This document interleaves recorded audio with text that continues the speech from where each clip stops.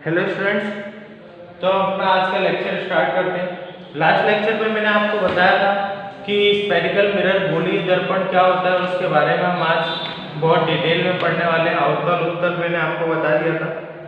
आज हम उसी के बारे में कुछ डिटेल्स देखेंगे कि अवतल दर्पण की अगर हम बात करते हैं कॉनकेव मिरर की, तो उसमें बहुत सारी चीजें हम आज डिफाइन करने वाले हैं। ठीक है, तो स्टार्ट करते हैं। लास्ट लेक्चर में मैंने आपको पॉलिश करना और वो नॉर्मली किस तरीके से हम स्फेरिकल मिरर को गोलीय दर्पण को काट कर दो मिरर बनाते हैं। ठीक है, एक हो गया कॉनकेव मिरर और एक हो गया कॉन्वेक्स मिरर। ठीक है, तो स्टार्ट करते हैं। दो मिरर जो हमारे बने थे, एक ये था और एक इस टाइप का मिरर था। हमने इसकी बाहरी सरफेस को क्या कर दिया था, पॉलिश कर दिया था। तो इस तरीके से मैं इसको पॉलिश कर देता हूँ और इसकी आंतरिक सतह को, मतलब अंदर की सरफेस को, इनर सरफेस को मैंने पॉलिश कर दिया। अब आप यहाँ पर आसानी से देख सकते हैं कि ये वाली सरफेस पॉलिश की गई है, मतलब ये वाली सरफेस क्या है, रिफ्लेक्टिंग सरफेस है। ठीक है, परावर्तित सतह ये वाली है। यहाँ पर ये वाली सरफेस पॉलिश कर दी है, मतलब ये वाली सरफेस क्या है, रिफ्लेक्टिंग सरफेस है। तो इस तरीके से हमने इसको देखा था। अब आज मैं आपको बताता हूँ कि यहाँ पर सारे पॉइंट्स जो भी डेफिनेशन हम पढ़ने वाले हैं वो सब क्या होती है। तो मैं एक किसी मिरर से बताता हूँ, तो मैं अवतल दर्पण से कॉनकेव मिरर से बताता हूँ, क्योंकि इसी का आगे ज्यादा यूज भी आपको मिरर में पढ़ने को आएगा। ठीक है, तो सबसे पहले आपको याद होगा कि मैंने जब कल स्फेयर बनाया था, कुछ इस टाइप से हमारा स्फेयर बना था, उसके सेंटर में मैंने आपको बताया था कि क्या होता है, सेंटर ऑफ कर्वेचर, वक्रता केंद्र होता है। ठीक है, यहीं से और यहाँ पर कहीं क्या होता है, पोल होता है। ये चारों पॉइंट्स मैंने आपको पोल के बताए थे कि ये क्या होते हैं, ध्रुव होते हैं। तो आप अगर इस वाले सरफेस को मानते हो तो यहाँ पर ये क्या हो गया, यहाँ पर कहीं पोल होगा। ठीक है, और इसी पोल से सीधे पर क्या होगा, सेंटर ऑफ कर्वेचर, मतलब मैं इसको मान लेता हूँ कि यहाँ पर क्या होगा, हमारा सेंटर ऑफ कर्वेचर। ठीक है, वक्रता केंद्र होगा। मैं यहाँ पर सारी चीजें लिख देता हूँ, वक्रता केंद्र। ठीक है, ये हो गया हमारा वक्रता केंद्र, ये हो गया हमारा ध्रुव जिसे हम पोल बोलेंगे, और यहाँ पर इसे क्या बोलेंगे, सेंटर ऑफ कर्वेचर। अब यहाँ पर ध्यान रखना कि ये जो होती है हमारी C से लेकर P तक, ठीक है, इसे हम बोलते हैं रेडियस ऑफ कर्वेचर। इसे क्या बोला जाता है, रेडियस ऑफ कर्वेचर। अब मैं रेडियस ऑफ कर्वेचर इसे क्यों बोल रहा हूं, तो देखो यहाँ पर ये पोल से लेकर सेंटर तक, ये इस सर्कल की क्या है, इस स्फीयर की क्या है, रेडियस है।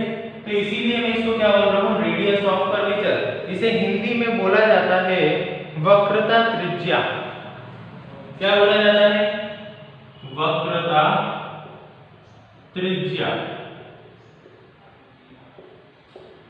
ये हो गया हमारा वक्रता त्रिज्या, या फिर मैं क्या बोल सकता हूं उसको, रेडियस ऑफ कर्वेचर। यहां पर दोनों में लिख देता हूं मैं, रेडियस ऑफ कर्वेचर। ठीक है, ये दोनों पॉइंट्स हमारे यहां पर हो गए। सेंटर ऑफ कर्वेचर हो गया, रेडियस ऑफ कर्वेचर हो गया, और यहां पर पोल हो गया। एक और पॉइंट आपको बता देता हूं कि ये जो P से लेकर C तक की डिस्टेंस है, मैं ऐसा मानता हूं कि P से C तक की जो डिस्टेंस है वो है 10 मीटर। ठीक है, तो यही जो P से C तक की डिस्टेंस है, जिसे हम क्या बोल रहे हैं, R बोल रहे हैं, R या फिर स्मॉल r, जैसा भी आप लिखना चाहो। मैं यहाँ पर कैपिटल लिख देता हूँ अभी।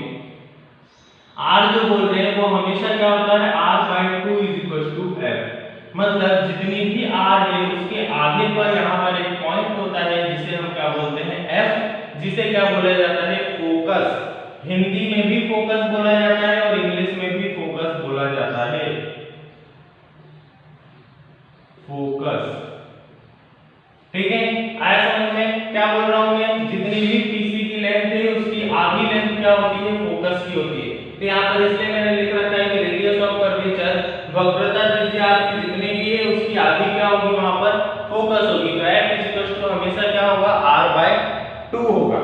तो यहाँ पर क्लियर हो जाना चाहिए आपको। कितने पॉइंट्स मैंने बताया, सबसे पहला पॉइंट बताया मैंने पोल, उसके बाद बताया वक्रता केंद्र मतलब सेंटर ऑफ कर्वेचर। उसके बाद हमने देखा कि P से C तक की जो लेंथ है वो बेसिकली लेंथ क्या है, रेडियस है, रेडियस ऑफ कर्वेचर जिसे हम बोलते हैं वक्रता त्रिज्या बोलते हैं। फिर उसके आगे हम गए तो हमने फोकस पढ़ा, फोकस में देखा हमने कि वक्रता त्रिज्या का ही आधा क्या होता है, फोकस होता है। अब जो एक और चीज बच गई है वो है ये जो एक्सिस है, ठीक है, जो ये लाइन है, इस लाइन को हम क्या बोलते हैं, प्रिंसिपल एक्सिस, प्रिंसिपल एक्सिस, जिसे हिंदी में क्या बोला जाता है, एक बार मैं देख के बता देता हूं, मुख्य अक्ष। क्या बोला जाता है, मुख्य अक्ष। आया समझ में, प्रिंसिपल एक्सिस या फिर हम इसको क्या बोल सकते हैं, मुख्य अक्ष बोल सकते हैं। तो ये हो गए हमारे कुछ इंपॉर्टेंट पॉइंट्स, ये सारे पॉइंट्स हैं, ठीक है। एक और पॉइंट यहाँ पर बचा हुआ है, अगर मैं यहाँ पर बोलना चाहूँ तो मैं इस पॉइंट को अगर m बोलता हूँ, इस पॉइंट को मैंने p बोला है और यहाँ पर n लिखा है, तो ये जो है सरफेस आपकी, ये पूरी सरफेस, इसे हम एपरेचर बोलते हैं, एपरेचर, ठीक है। ये जो है ये मिरर का क्या है, एपरेचर है। मैं इस मिरर को स्फेरिकल गोलीय दर्पण को मैंने काटा, ये जो मिला मुझे, ये दोनों क्या है, एपरेचर है, ठीक है, जिसे हम हिंदी में बोलते हैं द्वारक। एपरेचर को क्या बोला जाता है, द्वारक। आया समझ में। अब यहाँ पर सारे पॉइंट्स हमारे कंप्लीट हो गए। कौन कौन से पॉइंट्स हमने देखे, सबसे पहले हमने देखा ध्रुव क्या होता है, फिर हमने देखा सेंटर ऑफ कर्वेचर क्या होता है, वक्रता केंद्र क्या होता है, उसके बाद हमने देखा कि वक्रता त्रिज्या क्या होती है, radius of curvature. Radius of curvature के बाद हमने फोकस देखा कि रेडियस ऑफ कर्वेचर को ही जब हम आधा कर देते हैं तो उसको हम क्या बोलते हैं, फोकस बोलते हैं। आगे हम बढ़े तो फोकस के बाद ही जो भी ये लाइन है जिस पर फोकस भी इंसिडेंट कर रहा है, सेंटर ऑफ कर्वेचर भी इंसिडेंट कर रहा है और पोल भी इंसिडेंट कर रहा है, इस लाइन को हम क्या बोलते हैं, इस एक्सिस को हम क्या बोलते हैं, प्रिंसिपल एक्सिस।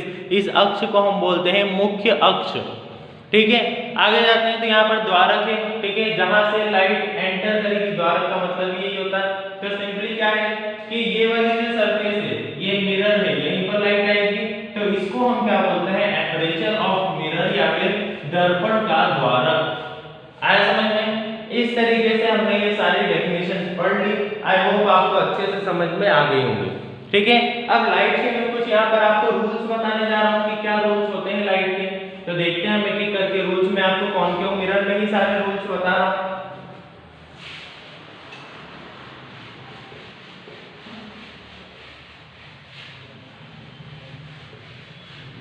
देखिए अब हम आगे जो टॉपिक पढ़ने वाले हैं कल से वो है इमेज फॉर्मेशन, ठीक है, कि मिरर में, स्फेरिकल मिरर में इमेज कैसे बनती है। तो उसको पढ़ने के लिए आपको पता होना चाहिए कि लाइट स्फेरिकल मिरर पर किस तरीके से आएगी। तो मैं ये पूरा रफ कर देता हूँ, उसके बाद आपको बताता हूँ, समझाता हूँ कि कौन से 3 रूल्स होते हैं, उसी के हिसाब से लाइट आ सकती है।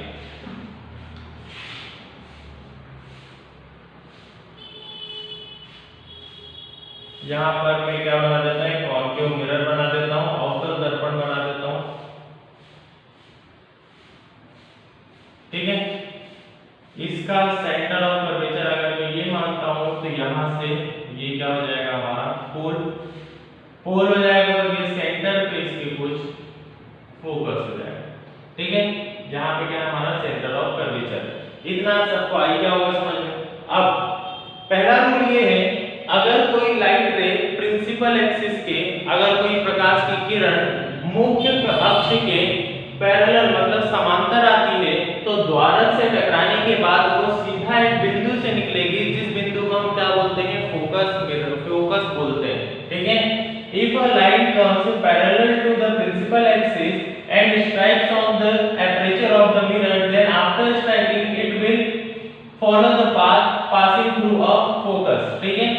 क्या कहां से पास होगी, वो फोकस से पास होगी। अगर हम सिंपल वर्ड्स में बोल रहे हैं तो सिंपल ऐसा बोलते हैं कि अगर कोई लाइट है यहां से पैरेलल आएगी प्रिंसिपल एक्सिस के पैरेलल, ठीक है, कुछ इस तरीके से अगर पैरेलल आएगी तो एपरेचर से टकराने के बाद कहां से जाएगी, फोकस से जाएगी। इसको मैं यहाँ पर बना देता हूँ कि जैसे ही कोई लाइट है, यहाँ पर थोड़ी आर्टिफिशियल चीज जरूर बनती है लेकिन आपको स्ट्रेट बनानी है, ठीक है। एपरेचर से टकराने के बाद कहां से जाएगी, फोकस से जाएगी, कुछ इस तरीके से, ठीक है। पहला लाइट का रूल क्या बोलता है, यही बोलता है कि प्रिंसिपल एक्सिस के, मुख्य अक्ष के अगर कोई भी प्रकाश किरण समांतर आती है तो द्वारक से टकराने के बाद वो एक बिंदु से गुजरेगी, जिस बिंदु को हम क्या बोलेंगे, फोकस। क्लियर है इतना, ठीक है। ये हो गया हमारा पहला रूल। सेकेंड रूल क्या बोलता है, तो मैं यहाँ पर आपको बता देता हूँ। फिर से हमने यहाँ पर क्या बना लिया, अवतल दर्पण बना लिया, कॉन्केव मिरर,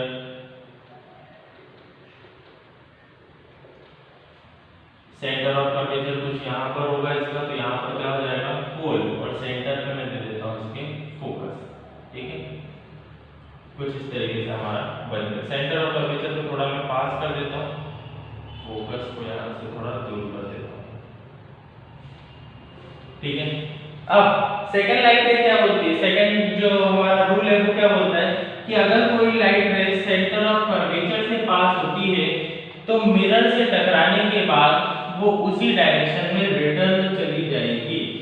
क्या बोला मैंने कि अगर कोई लाइट रे सेंटर ऑफ कर्वेचर से पास होती है, सी से पास होती है, तो मिरर से जब वो टकराएगी, एपर्चर से टकराएगी, तो उसी डायरेक्शन में वो क्या चली जाएगी, रिटर्न चली जाएगी। ठीक है, ये हमारा सेकंड रूल है।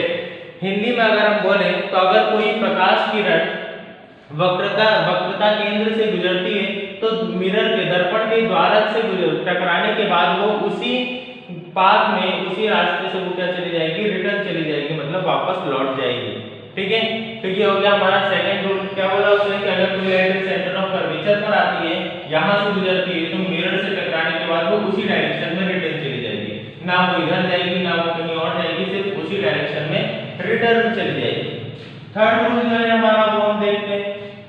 थर्ड रूल क्या है, यही सेम कॉन्केव मिरर में बनाता हूं, तो इस तरीके से मैंने यहाँ पर क्या बना लिया, कॉन्केव मिरर बना लिया। सेंटर ऑफ कर्वेचर से यहाँ पर मैंने पोल बना दिया, यहाँ पर सेंटर ऑफ कर्वेचर और यहाँ पर फोकस। ठीक है, अब थर्ड पॉइंट उसने बोला है कि अगर लाइट रे कभी आपके पोल से टकराती है तो वहां पर फिनोमिना जो होगा, वहां पर जो प्रक्रिया होगी वो होगी रिफ्लेक्शन, वो होगी परावर्तन, जहां पर ये वाला एंगल और ये वाला एंगल क्या हो जाएगा, बराबर हो जाएंगे। ठीक है, तो ध्यान रखना कभी भी अगर लाइट रे पोल पर टकराती है तो पोल उसको रिफ्लेक्ट कर देता है। ठीक है, जहां पर प्रिंसिपल एक्सिस क्या बन जाती है, नॉर्मल बन जाती है, और ये इंसिडेंट रे और ये रिफ्लेक्टेड रे। तो आपको यहाँ पर ध्यान रखना होगा कि अगर कभी भी पोल से लाइट रे टकराती है तो वो उसी डायरेक्शन में, मतलब अपोजिट डायरेक्शन में सेम एंगल बनाते हुए निकल जाती है। ये तीन रूल है लाइट के। एक और रूल जो हम इसमें बीच में इंक्लूड कर सकते हैं वो ये है, मैं आपको डायग्राम्स का नहीं बता रहा हूँ, सिंपली मैं समझा रहा हूँ। यहाँ पर क्या हुआ था कि मुख्य अक्ष के प्रिंसिपल एक्सिस के प्रकाश किरण पैरेलल आई थी, समांतर आई थी, तो द्वारक से टकराने के बाद कहां से गई, फोकस से। तो मैं ऐसा बोल सकता हूँ कि जब भी लाइट रे फोकस से आएगी तो द्वारक से टकराने के बाद वो कैसी जाएगी, समांतर जाएगी मुख्य अक्ष के।